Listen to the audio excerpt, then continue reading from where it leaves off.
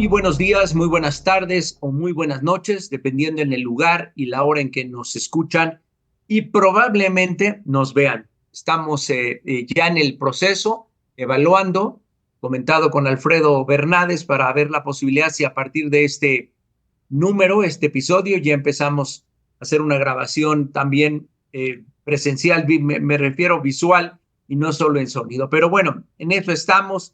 No sé si va a ser este episodio en el siguiente. Pero por el momento me da mucho gusto presentar a un verdadero titán del mundo del trabajo. Nos acompaña el día de hoy Sergio Delgadillo.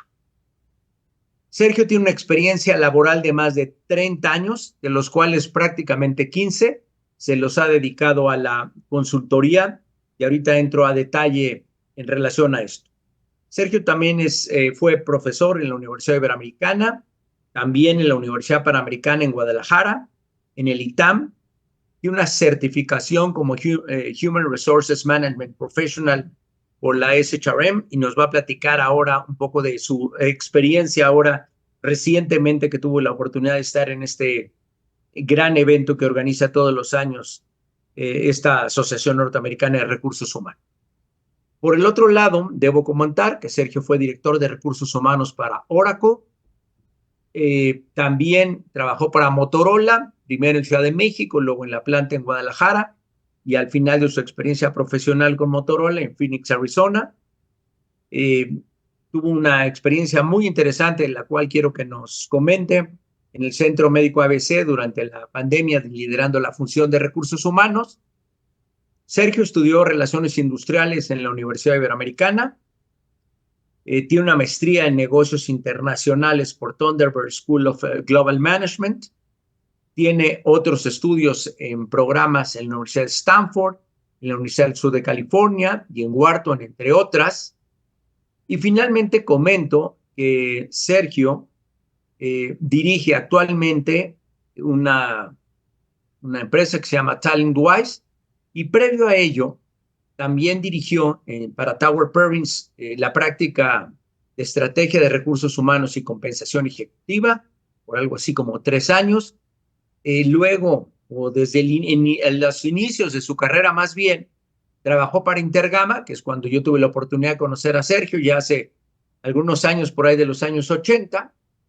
Intergama, como muchos de ustedes saben, fue adquirida por Hewitt Associates, y Sergio también trabajó para Spencer Stuart como socio de la práctica de Leadership Advisory Services. Pues me da mucho gusto tenerte aquí, Sergio. Y antes de entrar a tema, me gustaría que nos comentaras quién es Sergio Delgadillo. ¿Quién es Sergio Delgadillo fuera de su labor como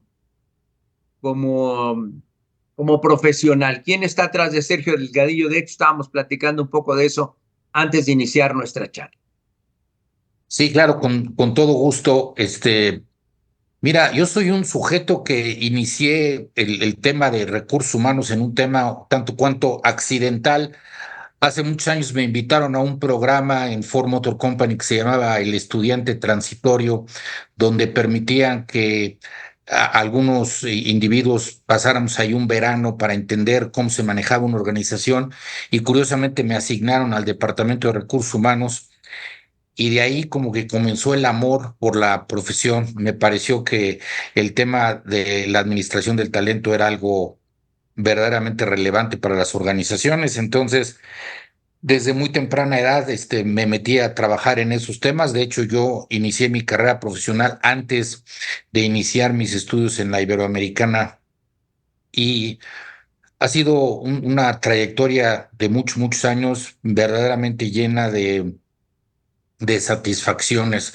Me parece que trabajar con gente, trabajar con profesionistas, buscar el crecimiento y el desarrollo de otros sujetos es algo verdaderamente enriquecedor. Y bueno, pues personalmente tengo la fortuna de tener un par de hijas que, hablando de desarrollo profesional, han tenido un desarrollo profesional muy intenso. Tengo un médico que hace oftalmología, y después hizo la especialidad de glaucoma. Entonces, Lucía lleva muchos años en la profesión, y María José, que es la pequeña, es la que estudió temas relacionados con artes digitales, entonces se metió a asuntos de animación y hoy día trabaja en un estudio en la ciudad de Montreal, donde se concentran la mayoría de las operaciones importantes que apoyan a las grandes productoras de cine con todos estos temas de efectos especiales, animaciones y demás. Entonces, muchos años en la práctica de recursos humanos, casado con una mujer que también durante muchos años estuvo metida en el tema de talento, ella más por el lado de compensaciones que por el lado de desarrollo, pero vamos a decir que el Sergio Delgadillo que está atrás es un individuo apasionado de estos temas de talento y que afortunadamente coincide con mi práctica profesional. Entonces, eh, si me voy a la esencia del libro este de Flow de Mihaly, diríamos que soy un individuo que vivo en el flow porque tengo un buen balance entre el reto que tengo profesional y mis habilidades, y cuando el reto se empieza a poner complicado, pues busco mantenerme actualizado y ver qué es lo que está ocurriendo fuera. Mencionabas el evento del Society of Human Resources Management, que me parece que es una excelente oportunidad para cualquier profesional de talento de darse una vueltecita para entender un poco mejor en qué andan las organizaciones y cuáles son los temas relevantes que se están platicando. Muchas gracias, Sergio. ¿Por qué no empezamos por ahí? Cuéntame, ¿qué viste? ¿Este año fue en Chicago, según entiendo? Fue en Chicago, en el McCormick Place, un monstruo de convención de cerca de 25,000 almas que van ahí a hablar de temas de talento.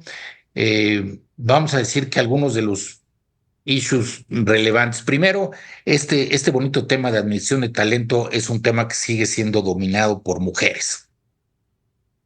Por lo menos ha de haber habido un 75% de colegas, y bueno, pues cuando trabajaba para Spencer Stuart y hacíamos búsquedas, me acuerdo que en alguna ocasión un sujeto que pedía una cabeza de recursos humanos mencionó que no estaba seguro si la organización estaba preparada para una mujer.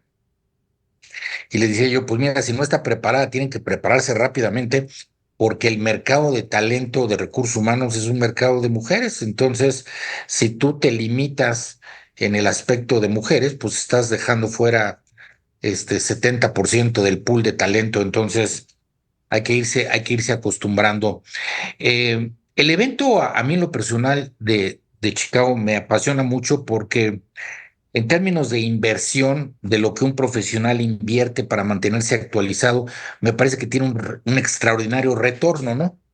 Todos los que van a eventos, y ahorita tú me corregirás, vas a un evento y va a haber 10 expositores, bueno, pues yo a veces calculo que tu porcentaje de bateo, de llevarte un expositor que digas, caray, me llevé algo bonito, vamos a ponerlo en el 30%, ¿sí? Entonces, veo a Como, 10. como de buen beisbolista, digamos. Exactamente, como buen beisbolista, Un porcentaje de bateo 300% de bateo que ya es 300. muy bueno. Bueno, si tú vas a un evento donde hay 10, te llevas 3. El otro día un colega se presentó en un evento donde había, me parece que eran 25, pero aparte de todo en el formato tenían cápsulas de 20 minutos, entonces había incluso un panel de 3 individuos de 20 minutos. Entonces, como tú y yo sabemos, pues un panel de 20 minutos de 3 individuos, pues la verdad es que casi casi que es una muy buena broma, ¿no? Si para un solo individuo 20 minutos me parece que puede ser una locura, pues ya no te quiero decir para tres, ¿no? Bueno, aquí tienes en el Society of Human Resources Management 300 conferencias. Si las cosas salen bien, te vas a andar llevando 100 conferencias interesantes. Alguien diría, oye, no hay forma de escuchar 100 conferencias en 3 días, pero estos amigos son los magos de la tecnología, entonces te dan una bonita aplicación en el celular y también en tu computadora donde puedes repetir las conferencias las semanas siguientes al evento de forma tal en que lo que no viste en vivo te lo eches virtual y lo que te gusta lo puedes hacer una, dos o tres veces. Entonces, me parece que el retorno de la inversión es espectacular y te llevas un montón de conceptos ¿Qué viste, Sergio? ¿Qué interesantes. viste? ¿Cuáles dirías tú que son las grandes megatendencias o las grandes tendencias? ¿Cuáles son? no sé si los 3 o 4 temas que más se repitieron o lo que tú piensas que dices, no, Mira, estas son las mejores prácticas que yo vi. Y ahorita vamos a entrar, obviamente, a tu experiencia, a todo lo que ves con tus innumerables clientes. Pero ¿qué viste? ¿Qué piensas que son las grandes nuevas tendencias, las cosas vamos a que hablar tienen de, algún tiempo y que siguen siendo muy importantes? vamos a hablar de tres. Podríamos hablar de más, pero vamos a hablar de tres. Salud mental. El tema de salud mental, el tema de burnout es un tema que ocupa la agenda indudablemente de cualquier cantidad de profesionistas. Entonces, me parece que ese tema es y seguirá siendo un tema sumamente relevante. Ahora te elaboro un poco más. Me parece que un segundo tema es el asunto de inteligencia artificial. El asunto de inteligencia artificial también ocupó muchas de las conferencias, algunos con investigaciones verdaderamente reveladoras, otras con temas más generales, pero de qué es un tema clave, yo creo que es un tema clave. Y después me voy a quedar con una selección muy personal de un sujeto que dijo que en lugar de desarrollar a los individuos y a los ejecutivos competencias, había que comenzar a pensar en desarrollar capacidades organizacionales. Es decir, no se enfoque en desarrollar una habilidad en un sujeto, desarrolle una capacidad organizacional que verdaderamente le permita a su organización tener un músculo que los haga diferentes. Entonces, a mí en lo personal me apasiona el concepto de capacidades organizacionales, y cuando oyes a un sujeto decir que hay que enfocalizarse en las capacidades de toda la organización en su conjunto más que la de los individuos en lo particular, me parece que ese es un gran hallazgo. Entonces, yo te diría que esos son tres temas. Si tuviera que concentrarme solo en tres, esos serían tres que me parecen a mí, Octavio, muy relevantes. Y, híjole, este tercer punto está súper interesante, ¿no? Digo, de alguna manera otra las dos las había escuchado, pero esta tercera, como, ¿me la puedes explicar más claramente? Claro, mira, todos los que hacemos un poco de planeación estratégica y apoyamos a las organizaciones específicamente en ese tema de llamado planeación estratégica, yo le llamo alineación estratégica porque me gusta mucho un modelo de, de un, de un individuo que se llama Playing to Win, donde el autor desarrolla un modelo de 5 pasos donde dice, usted quiere tener verdaderamente a su organización alineada. Dice que la planeación es una mala palabra porque no se puede planear la estrategia. La estrategia es algo que se diseña y que tiene un altísimo nivel de incertidumbre, y que uno de los temas relacionados con la planeación es la certidumbre. Por lo tanto, para él, el término planeación estratégica es incorrecto. Lo que habría que platicar es la definición de estrategia o la alineación de la estrategia. Pero la estrategia no se puede planear porque en el momento en que planeas estás hablando de certidumbre, y la estrategia por naturaleza es un tema que conlleva a la incertidumbre.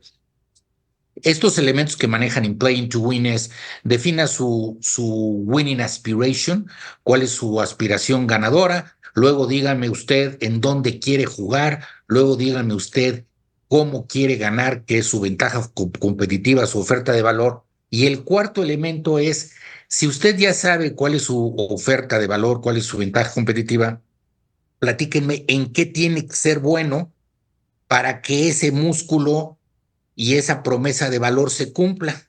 Y entonces, bueno, pues si nosotros, déjame poner el ejemplo que siempre utilizo, si nosotros queremos ser Grupo Bimbo, queremos ser el PAN de México, bueno, pues una de las capacidades organizacionales que requerimos es una capacidad de distribución salvaje. ¿Por qué? Porque pues hacer donas, pueden hacer donas muchos individuos, ponerlas en todos los puntos de venta de este bonito México ya es un tema completamente diferente. Ese músculo llamado capacidad organizacional de distribución logística sobre una red, me parece que es una capacidad organizacional que ilustra muy bien el concepto. Entonces, yo te respondería diciendo, toda organización tiene que pensar en qué tenemos que ser buenos para lograr lo que hemos decidido lograr en nuestra estrategia. Y ahí se van a presentar capacidades como nuestra capacidad de marketing, nuestra capacidad de compra, nuestra capacidad de desarrollar alianzas estratégicas, etcétera, etcétera, etcétera, que son estas capacidades organizacionales que el sujeto en Estados Unidos dijo, desarrollemos capacidades organizacionales y no competencia individuales.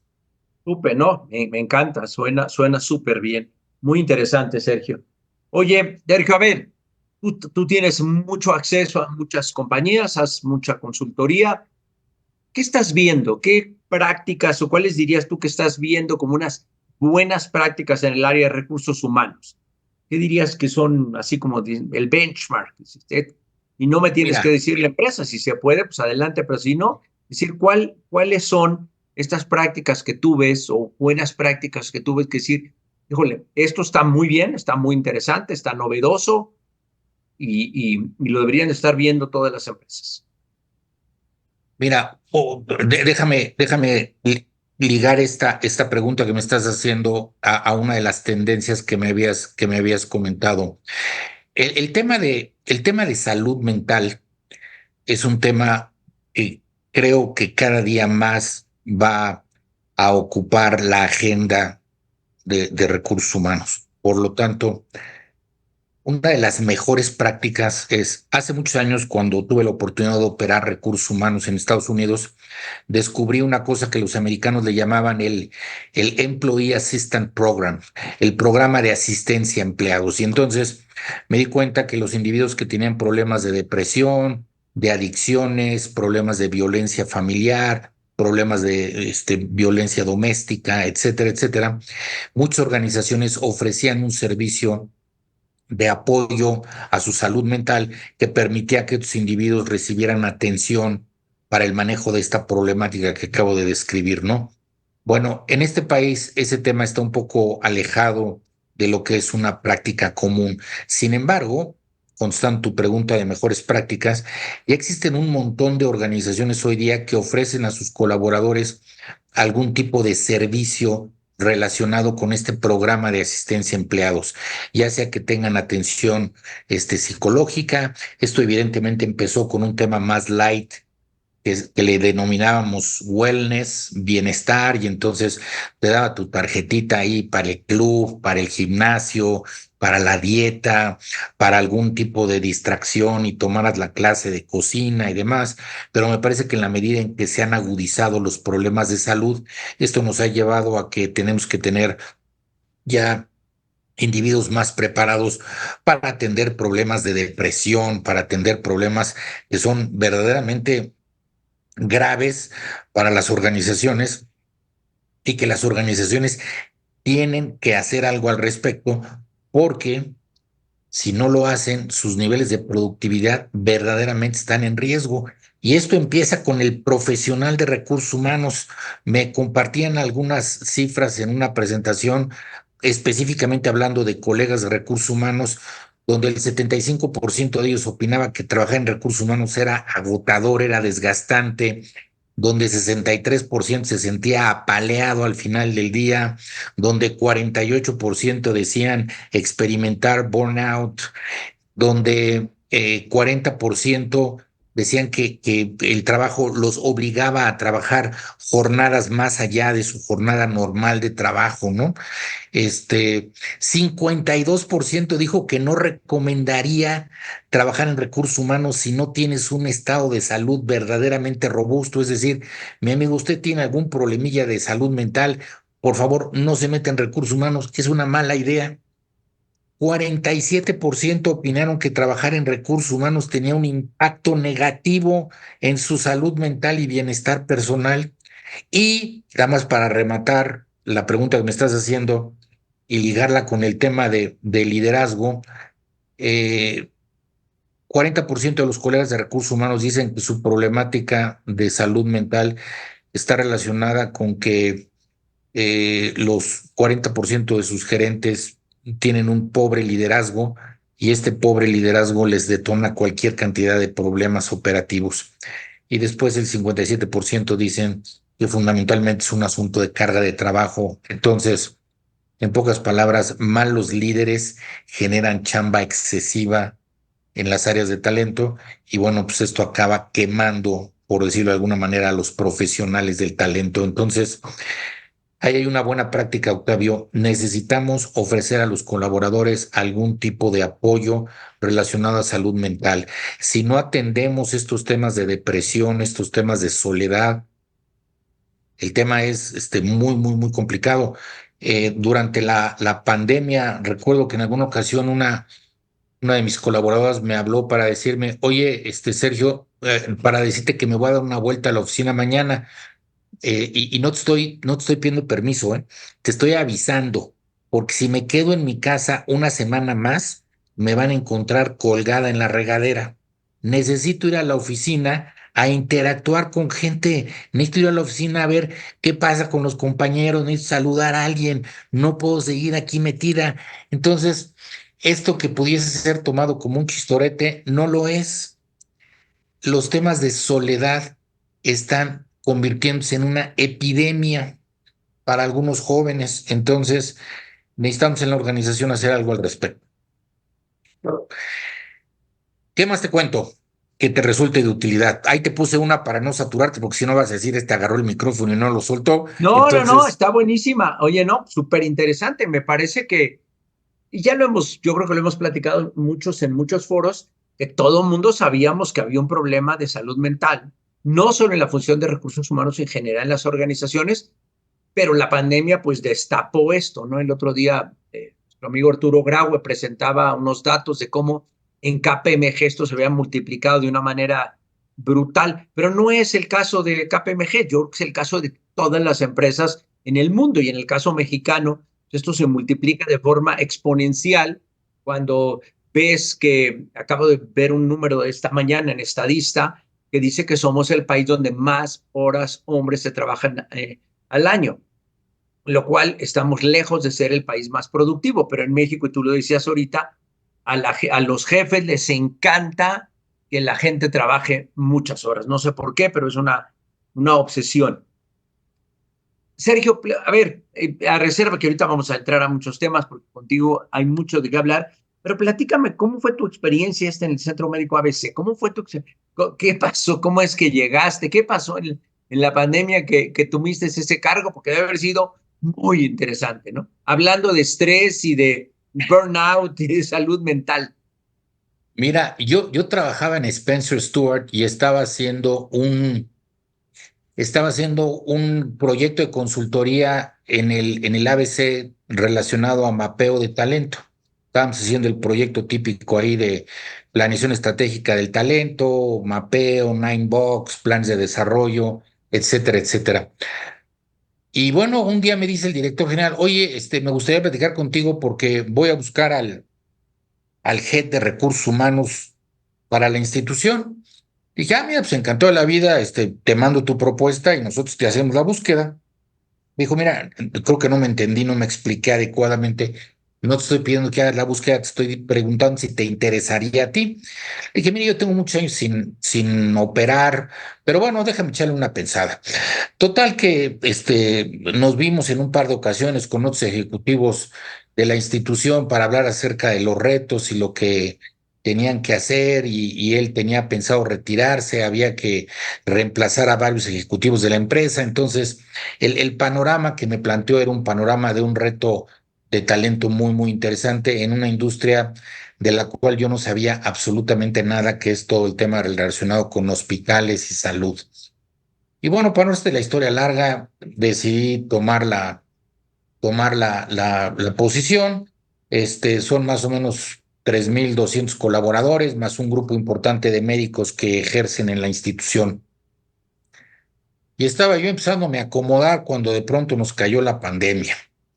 Y entonces, evidentemente, pues todo esto cambió radicalmente porque, Perdón, Sergio, esto fue previo a la pandemia. O sea, no, sí, la todavía no había pandemia no empezado. existía. Yo iba a chambear en un proyecto de transformación organizacional que se oía espectacular y estábamos en esas apenas calentándome, apenas entendiendo dónde estaban las cosas, cuando de pronto nos cae la pandemia y la institución decide que el hospital de observatorio iba a atender pacientes COVID con todas las implicaciones que ello tenía, porque atrás teníamos, por ejemplo, el centro de cáncer y teníamos ahí un montón de cosas que evidentemente, pues cuando la gente que tiene un problema, por ejemplo, como el cáncer, escucha que el hospital a donde va a ir a su tratamiento, hay pacientes COVID, los individuos no quieren acercarse ni a kilómetros del lugar.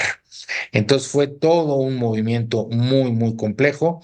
El manejo que le dio la autoridad al tema de las vacunas fue también un tema muy complicado porque si recuerdas, las vacunas fundamentalmente las direccionaron hacia el sector, hacia el sector salud de gobierno y todos los hospitales privados no tuvieron acceso a vacunas durante mucho tiempo. Entonces, poquito a poco nos fueron dando ahí ahora sí que de 100 en 100 algunas vacunas, lo cual ocasionó un problema complicadísimo de logística, porque imagínate que contratas a una enfermera y la enfermera te dice, oiga, maravilloso, nos vemos aquí el lunes para empezar a chambear, platíquenme una cosa, ¿cuándo paso a vacunarme?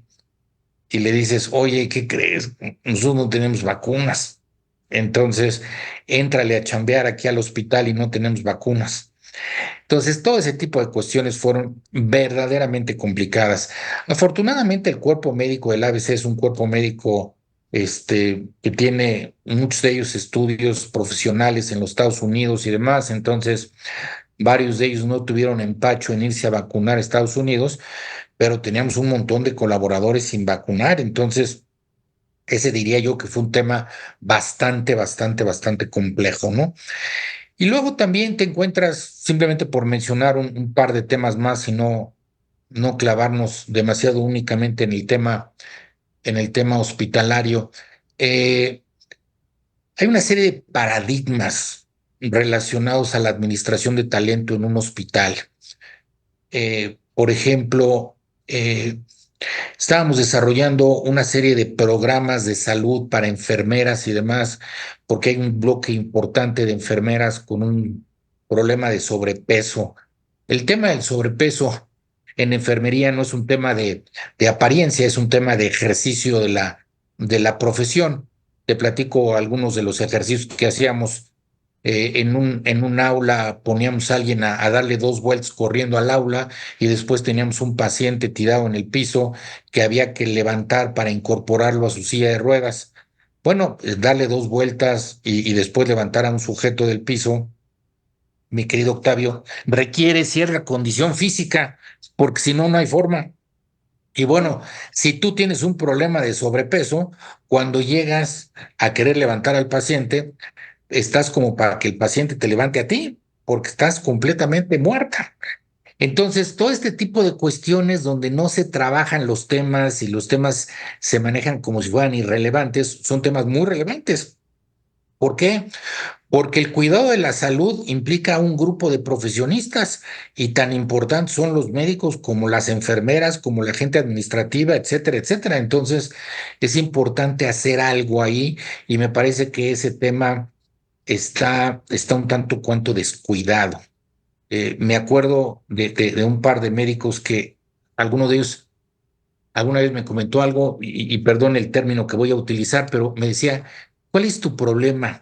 Las enfermeras son gordas, siempre han sido gordas. ¿Cuál es tu problema? Pues doctor, mi problema es que no pueden ejercer la profesión si no tienen un estado de salud más o menos apropiado, ¿sí? Mover a un paciente en una cama, aunque la cama sea una cama hospitalaria, pues tiene sus complicaciones. Entonces, ese es un paradigma que hay que atacar. Y después viene todo el asunto del desarrollo del talento en el aspecto salud, ¿no? Tú y yo que trabajamos en manufactura de operadores y demás, pues hace muchos años que se inició el concepto de multihabilidades. Claro. Yo me acuerdo todas las empresas automotrices cuando anunciaron sus problemas de multihabilidades y entonces teníamos un operador que todos los días cuando llegaba en la mañana platicaba a sus compañeros y decía, bueno, ahora yo voy a poner calaveras y tú montas cofre y ustedes montan parabrisas y ustedes montan asientos y la gente se distribuía las funciones. ¿Por qué? Porque manejaba 5, 6, 7 funciones sin ningún problema. Bueno, En un hospital, si quieres ser eficiente, bueno, necesitas que las enfermeras que están en el cunero en algún momento puedan echar una mano en cardiología o puedan echar una mano en cualquiera de las otras áreas. ¿Qué? Porque finalmente la enfermería, que hoy día es una profesión, es una carrera, es una licenciatura, pues bueno, les permite estar capacitadas para cubrir. Pudiesen después intentar especializarse, pero de entrada, tú pensarías que es relativamente simple que cubran varias áreas y bueno, resulta que no. Resulta que el asunto es verdaderamente un paradigma donde mover a una enfermera de otra área, de un área a otra, es prácticamente Increíble. impensable. Como tú dices, Impensable, ¿no? en todos lados hay mucho por aprender y mucho por hacer, ¿no?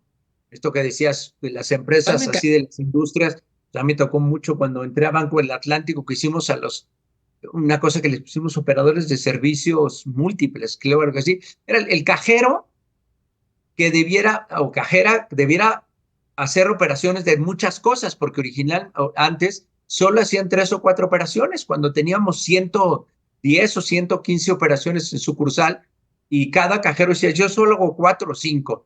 Y cuando hicimos este programa, fue súper interesante porque en la medida que sabías más operaciones, te pagábamos un poquito más. Claro que de la noche a la mañana encontramos que con 20% menos cajeros en sucursal podíamos hacer todas las operaciones y redujimos muchísimo el tiempo para espera de la caja. El Banco del Atlántico en los años 90 fue el primer banco que puso la unifila. Entonces, bueno, pero bueno, muy interesante esto que me platica Sergio. A ver, Sergio, tú has sido siempre, insisto, tú y yo nos conocimos en los años 80 trabajando en compensación, tú menos en lo laboral, yo más en lo laboral, pero tú has sido un experto siempre en temas de compensación variable. Cuéntame qué se puede hacer hoy en materia de compensación variable, qué están haciendo en las organizaciones, cuáles son eh, los benchmarks, cuáles son las grandes cosas que se podrían hacer que a lo mejor no se están haciendo o sí se están haciendo. Cuéntanos qué es lo que hay hoy muy de moda o que a ti te parece que sea muy interesante. Mira, primero, yo creo que uno de los temas que es una gran oportunidad en el mundo de compensación variable es el tema de incentivos de largo plazo. Es un país estúpidamente cortoplacista, de forma tal en que la mayoría de los ejecutivos están metidos en el tradicional bono anual por desempeño. Me parece que las organizaciones no pueden hacer planes de un año.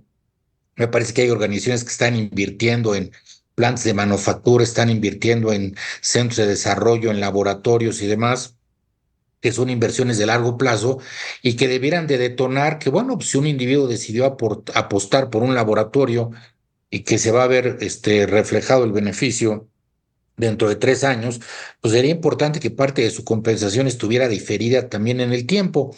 Sin embargo, seguimos metidos en estos planes anuales. Incluso hay organizaciones que tienen a ejecutivos en planes ni siquiera anuales, en planes trimestrales o semestrales. Entonces, un primer tema que te diría que es muy relevante es todo lo que es compensación de largo plazo tiene que ser redefinido y tiene que estar bien diseñadito, porque el segundo tema, que es una gran área de oportunidades de mi punto de vista, es la fijación de indicadores de desempeño. Me parece que tenemos mucho que hacer para afinar el tema de cuáles son los indicadores que van a ser utilizados para medir el desempeño de alguien. Como que estamos metidos ahí con varios paradigmas, de pronto te das cuenta que llegas a una organización y hay un plan de compensación variable que donde hay metidos 60 ejecutivos y resulta que el 70%, el 60, el 50% del bono se paga por el resultado del EBITDA. Y yo digo, compadre, no le puedes poner a un ejecutivo que no puede operar un indicador, que ese indicador le represente 50% de su bono. Es ridículo. Les tenemos que poner indicadores que puedan manejar, porque si no, el sujeto pues simplemente cobra su bono al final del año, se persina y dice, bendito sea Dios, qué bueno que cayó esta lana, pero no sabe qué hizo Para lograrlo, tenemos que dejar perfectamente claro esta relación entre cuáles son mis acciones, el resultado de mis acciones y cómo esto influye en mi esquema de compensación variable. Entonces, esos serían temas desde mi punto de vista, Octavio, que parecieran muy básicos, pero son indispensables. El otro día me invitaron a participar en un evento de compensaciones hablando de tendencias y les decía yo, pues miren, tendencias, bueno, pues hay todo un debate con relación en Estados Unidos, con relación a si vamos a cubrir Ozempic o no vamos a cubrir Ozempic, porque el medicamento cuesta $1,000 al mes, y si son Timmy, Little Susan y Susan, y los tres en la familia tienen un tema de sobrepeso importante, estamos hablando de $36,000 de Ozempic, lo cual es una locura que no va a aguantar un plan de gastos médicos mayores. Entonces, pues una de las tendencias es sí, hay que debatir ese asunto. Otro es, alguien me decía, Sergio, ¿y qué opinas con relación a los beneficios de climate change? Beneficios de climate change. Bueno, en Estados Unidos, estos climate change benefits es cuando a Octavio se le inundó su casa, cuando le pasó el huracán por arriba, cuando pasaron desgracias ahí, de inundaciones e incendios y demás. Bueno, pues las organizaciones están preocupadas en, vamos a darle a Octavio una ayuda económica, vivienda temporal, ayuda psicológica para recuperarse del evento, bla, bla, bla. Muy importante, es una tendencia futurista padre, pero Octavio, back to the basics. Está padrísimo todas esas monerías, pero ¿por qué no arreglamos el plan de compensación variable ahorita, que es importantísimo? Es como alguien me preguntaba sobre gender compensation, equity, bla, bla, bla. Mira, es muy importante que haya equidad en el pago por género. No tengo la más mínima duda al respecto. Ahora, le preguntaba yo a los asistentes, levanten la mano, voy a poner dos escenarios. En un escenario tenemos un problema de equidad por desempeño. Olvídense si son hombres, mujeres, no, olvídense de eso. Tenemos un problema donde no hay una diferencia entre los que chambean y los que no chambean.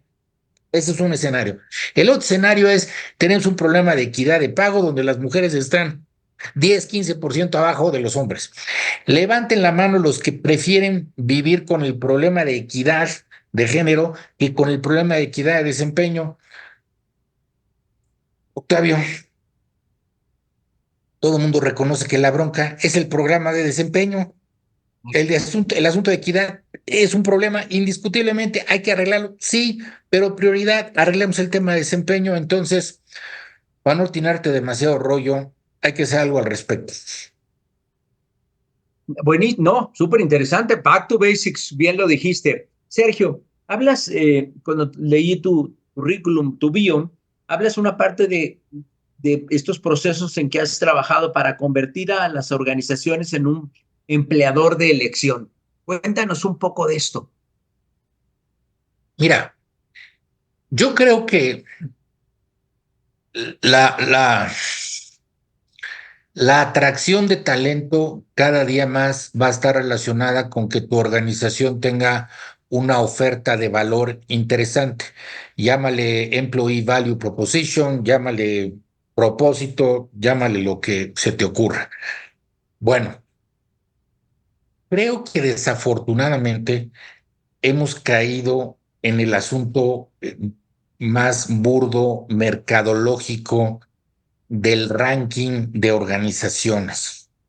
Y entonces, ¿qué sucede? Pues yo tengo algunos clientes que en algún momento participaron en este tipo de encuestas y después abandonaron el asunto porque en realidad pues no les interesa el marketing, lo que les interesa es verdaderamente tener la capacidad de atraer al mejor talento. Y para esto hay que pensar en una cosa. Si Octavio es el director general de la compañía y Sergio es su cabeza de recursos humanos, la única forma en que Sergio convenza a Octavio de invertir en convertirnos en un mejor empleador es que el retorno de la inversión que espera Octavio es que tengamos al mejor talento. Lo que no nos puede pasar es que Octavio me autorice una lana y yo haga un montón de monerías en la organización y me quede con un montón de empleados de media tabla, ¿sí? Y en algunas organizaciones no se han parado a reflexionar al respecto. En alguna ocasión un cliente me hablaba de este proyecto y mi pregunta fue, oye, compadre, tú como director general, si yo te preguntara con qué porcentaje de la gente que tienes actualmente te quedarías, ¿qué me dirías? No sé, me quedaría como con el 30, 40. Perfecto. Te voy a hacer una sugerencia que se va a oír muy fea, pero es en serio.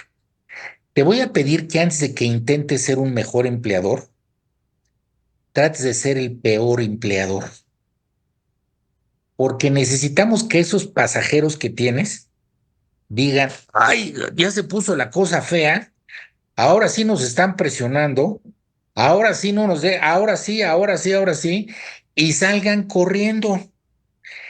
Ya que te quedes con esos 40 que verdaderamente te interesan, entonces sí ponemos la casa bonita y entonces metemos beneficios flexibles y metemos cualquier cantidad de monerías.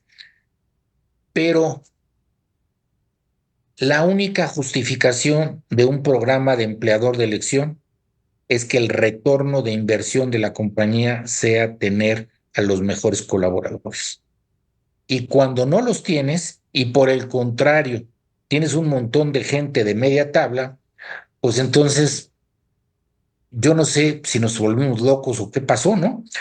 Ahorita se me vino a la mente una plática estaba yo en un focus group ahí con un director general que estaba escuchando a un grupo de jóvenes que tienen un pequeño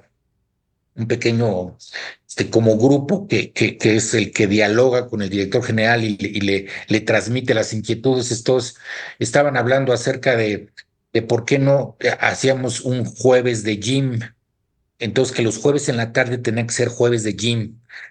Y entonces me permití hacer un par de preguntas con relación al posicionamiento de las marcas de la empresa en el mercado y cómo andábamos de market share, ¿no? Y entonces uno de los chavos que estaba ahí dijo, bueno, lo que pasa es que los de la competencia tienen un par de marcas que están muy padres y verdaderamente son marcas que tienen una gran penetración. Perfecto. Oye, hermano, ¿no te gustan nuestras marcas? No hay bronca. Váyase a chambear a la competencia con esas marcas. Pero si chambea usted aquí, esas son nuestras marcas. Entonces, ¿qué le parece si antes de empezar a hablar si vamos a tener jueves de gym o no, usted se pone a chambear para que tengamos una penetración de mercado como la que el director general está esperando? Pero, Octavio, todo este esquema donde es pedir y pedir y pedir y pedir y pedir, y yo la verdad es que no me queda claro dónde está el retorno para la empresa. En el evento de Chicago había una de las cosas que me llamó mucho la atención es que había pocas empresas de consultoría grandotas, es decir, había pocas Willis Towers Watson y Deloitte y demás, y había cualquier cantidad de organizaciones pequeñitas que son fundamentalmente un sujeto que se llama John Jones y johnjones.com es coach y speaker. Bueno, pero de esos, Octavio, había 50, 50 individuos que eran coaches y speakers, nada más. Una de ellas tenía un tema que era que ella había sido maltratada cuando trabajaba en una organización, entonces su conferencia más importante era hablar acerca de lo que sufrió cuando la maltrataba su jefe, lo cual me trajo a colación que gente como tú y como yo, que vivimos en otra época, yo tuve un jefe que todos los viernes calculaba mi finiquito, me llamaba a su oficina a las 3 de la tarde, ponía el finiquito frente a mí y me preguntaba cómo íbamos con mis proyectos y mis resultados. Durante meses, todos los viernes, 3 de la tarde, liquidación en medio, finiquito en frente, me preguntaba cómo íbamos avanzando con los proyectos. No recuerdo yo haber dado conferencias al respecto. Me parece que tengo que armar alguna, porque al parecer ahora esas conferencias son así como que de alto impacto, ¿no? El Pero storytelling, ¿no? sí, Personal. pero súper personal, de aparte de un tema que es, en mi opinión, la verdad es que bastante irrelevante, pero bueno, anyway, en ese estamos. ¿Qué más te platico que sea de utilidad? Sergio, otra cosa que tú has trabajado mucho y trabajas mucho y tienes muchos clientes en relación a esto, y bueno, tú también estuviste del lado de la empresa, liderazgo. ¿Qué podemos hablar de los líderes de hoy? ¿Qué debieran ser las habilidades, las características? ¿Qué ha cambiado en los líderes? Yo sí creo que hubo cambios muy importantes con la pandemia en cómo ejercer el liderazgo, sobre todo por el manejo de las personas a distancia. Pero también creo que hay otras competencias y otras habilidades que los líderes de hoy, yo escribí un par de artículos sobre el tema y digo que ser líder hoy es el momento más difícil en la historia de la humanidad para ser líder. Me queda claro que en otros momentos de la vida era mucho más fácil. ¿Qué nos dices al respecto? Tú, insisto, pues, tú trabajas mucho con este tema. ¿Qué estás viendo? ¿Qué estás diciéndole a tus clientes? ¿Qué hay que hacer? Mira, odio decir que tienes toda la razón. Es el momento más complicado para liderazgo, porque el otro día estaba escuchando a unos individuos hablar del tema y algunos de los líderes decían que se sentían burnout totalmente y el líder decía, oye, pero si la carga de trabajo no es tan grave, ¿cuál es tu problema? Mi problema no es la carga de trabajo, mi problema no es la chamba per se, mi problema es que me he convertido en un receptáculo de problemas. Yo estoy sentado en mi oficina a las 9:30 de la mañana terminando mi cafecito y entra el primer individuo y me dice, te robo 15 minutos, se sienta, me tira una historia que desgarra mi vida y mi alma, se va y 45 minutos después entra el segundo a preguntarme si me puede robar 10 minutos porque tiene un tema que comentarme y el tema de comentar es otro tema de terror. Entonces, este liderazgo, el otro día utilicé un término que a Oye, alguien no Sergio, le perdón. gustó. Y temas de terror te refieres a temas personales, no necesariamente Totalmente, relacionados con el ¿no? trabajo. La gente va y te platica cuitas personales que son muy complejas. Entonces, el otro día me atreví a utilizar el término liderazgo psiquiátrico y casi fui apedreado, ¿no? Le dije, miren, estoy de acuerdo, o sea, se me pasó la mano con el liderazgo psiquiátrico, pero las cosas que los líderes vamos a tener que manejar son súper complicadas. ¿Por qué? Porque yo reconozco que varios de nosotros como profesionales de recursos humanos no estamos preparados para ese tipo de cuestiones. Me regreso a lo que te comentaba con relación al programa de asistencia a empleados. Los individuos del programa de asistencia a empleados en Estados Unidos no forman parte de recursos humanos. Es una organización separada que tiene psicólogos y terapeutas y bla, bla, bla, que se dedican a manejar estos temas. Porque nosotros no estamos entrenados para eso. Coaching. Todos estos individuos que dicen hoy día que dan coaching de vida y ese tipo de cuestiones. Muy interesante. Pero yo, habiendo hecho el trabajo, de pronto un individuo empieza a comentarme un par de temas donde se levantan las antenas, comienza a girar la alarma. Maestro, este amigo tiene un problemón que alguien capacitado para desarrollar ese tipo de terapia lo tiene que atender. No puedes hacerle al coach terapeuta donde sí, mi amigo, no se preocupe, platíqueme de sus temas de pareja y yo le voy a dar un par de recomendaciones. Estoy usted hablando con un hombre que lleva años casado y a mí no me va a platicar nadie del asunto. Una locura. Entonces, contestando tu pregunta, eh, yo creo que este liderazgo empático va a requerir un montón de habilidades que hoy día no se tienen y va a haber que desarrollar a estos individuos porque la parte técnica de negocio va a ser una parte que va a tener una complejidad, pero el manejo de los individuos va a ser un manejo cada día más complejo. Por lo tanto, pues hay que trabajar en varias cosas porque este asunto, mi querido Octavio, va a estar bien difícil. Entonces, ¿qué veo en liderazgo?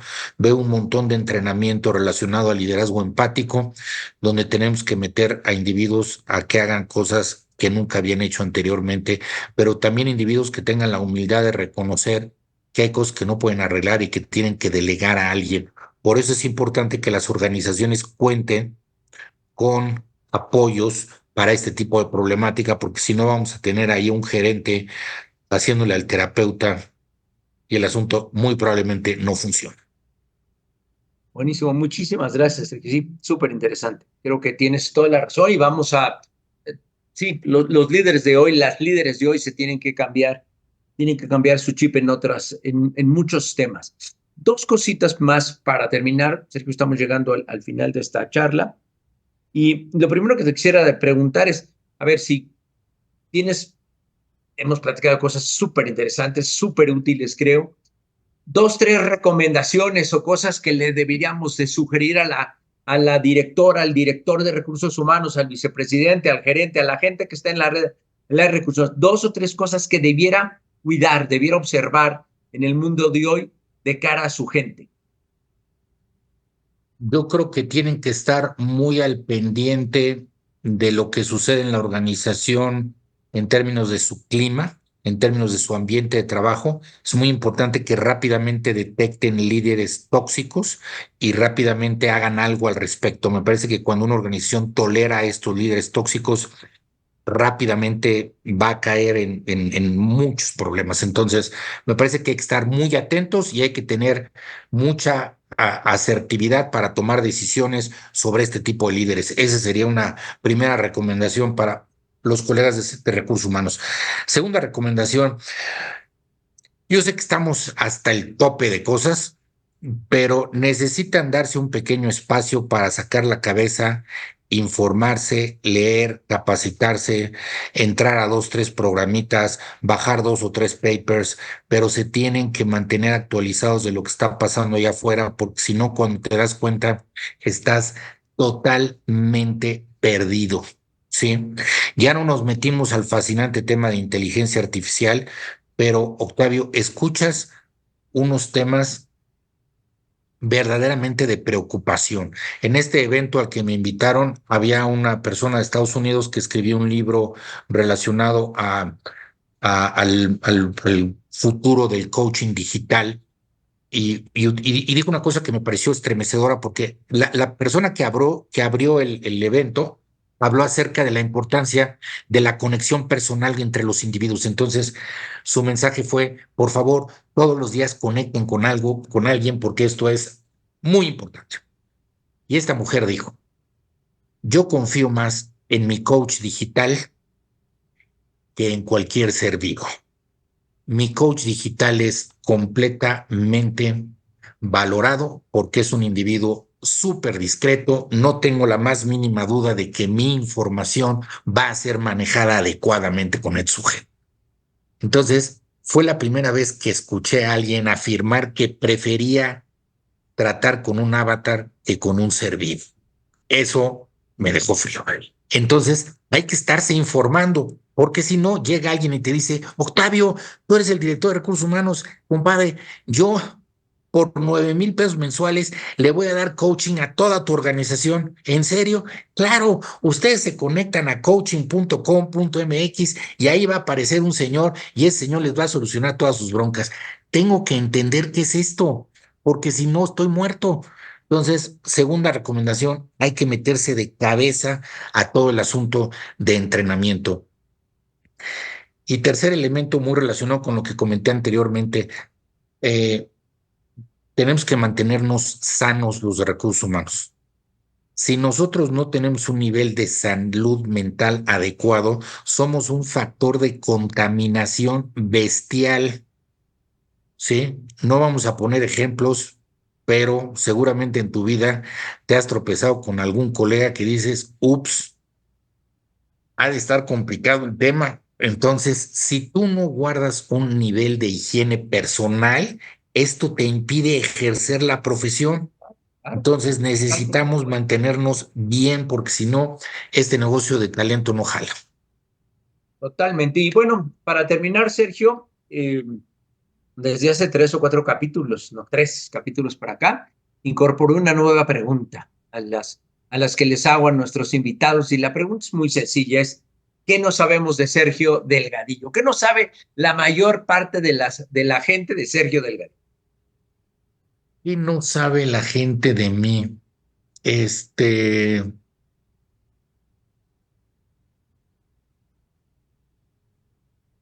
yo creo que tendemos mucho a hablar acerca de las cosas que nos salieron bien, pero poco de las cosas que no salieron tan bien. Y me parece que con los años, personalmente he ido aprendiendo de que algunas de las cosas que originalmente pudieron haberme avergonzado porque salieron muy mal, fueron temas que forman parte de mí y que fueron una parte importante de mí. Yo creo que hubo líderes que cambiaron mi vida en lo positivo, pero hay un montón de individuos como el que imprimía mi finiquito cada viernes para revisar mis objetivos, que también me dejaron algo. Entonces, yo creo que mucha gente no ha tenido oportunidad de conocer que ha habido cosas que me han salido muy bien, pero otras cosas que me han salido muy mal. Y me parece que esas cosas que me han salido muy mal, esos fracasos, no son así del dominio público. Son cosas relativamente desconocidas. Súper, muy bien. Pues muchas gracias, mi querido Sergio, que han sido buenos aprendizajes por el otro lado, ¿no? Pues Totalmente. muchísimas gracias, Sergio. Fue un placer tenerte hoy en el episodio número 63 de Titanes del Mundo del Trabajo. Y quiero agradecer a todo mundo que nos escucha, a todas las personas que nos escuchan, y a todos desearles muy buenos días, muy buenas tardes y muy buenas noches. Muchas gracias.